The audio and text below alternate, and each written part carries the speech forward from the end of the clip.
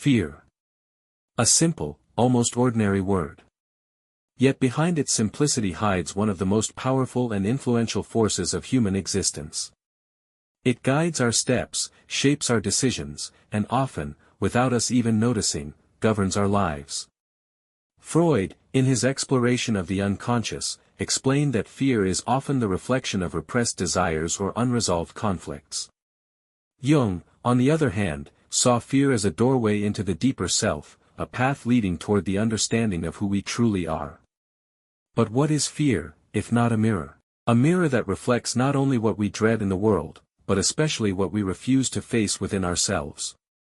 Take a moment to observe your own fears. The fear of failure, rejection, abandonment, loneliness.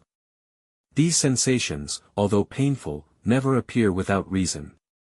They are signals, indicators of areas in your psyche that have been neglected.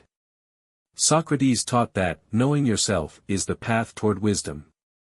Fear becomes then a silent guide forcing us to question ourselves, to explore our limits, and to confront hidden truths. It is not about fleeing or denying fear, but understanding it. Every shiver, every tremble, every accelerated heartbeat becomes a teacher, showing us our fragility but also our strength, revealing the coexistence of shadow and light within us. But why do we fear? Nietzsche suggested that fear often arises from a life not fully lived, a life constrained by comfort and conformity. Fear is the mind's resistance to transformation, to self-overcoming. It appears when a part of us wishes to grow and evolve, while our habits and conditioning pull us back. Every fear then becomes an opportunity, a springboard toward a version of ourselves we have not yet dared to embody. This is the paradoxical beauty of fear, it is both our chain and our key. Psychologically, fear is often amplified by imagination. We dread events that do not yet exist, hypothetical scenarios that may never occur. Freud described the unconscious as a theater where invisible plays unfold, where desires and anxieties manifest as symbols and fantasies. Jung invited us to interpret these manifestations not as threats but as coded messages from our psyche. Each fear is a language, a way for the mind to alert us, to teach us, to prepare us for growth. But how do we overcome fear? The first step is full acceptance, without judgment and without resistance. Observe fear as a scientist observes a phenomenon, with curiosity and attention. The second step is introspection. What are the deeper causes of this fear? What desires or conflicts does it reveal?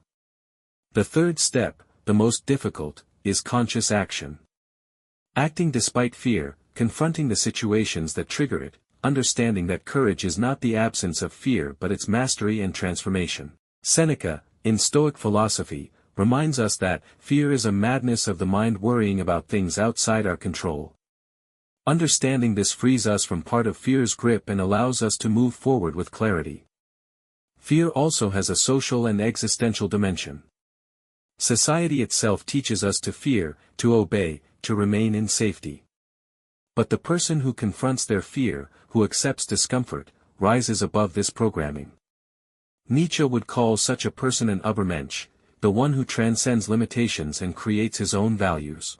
Fear then becomes an ally, an instrument of transformation, a force that forges character and reveals the soul. Imagine for a moment your life freed from the fear that paralyzes you, not without fear, for fear is part of the human condition, but with the ability to recognize it, study it, and use it as a guide toward accomplishment.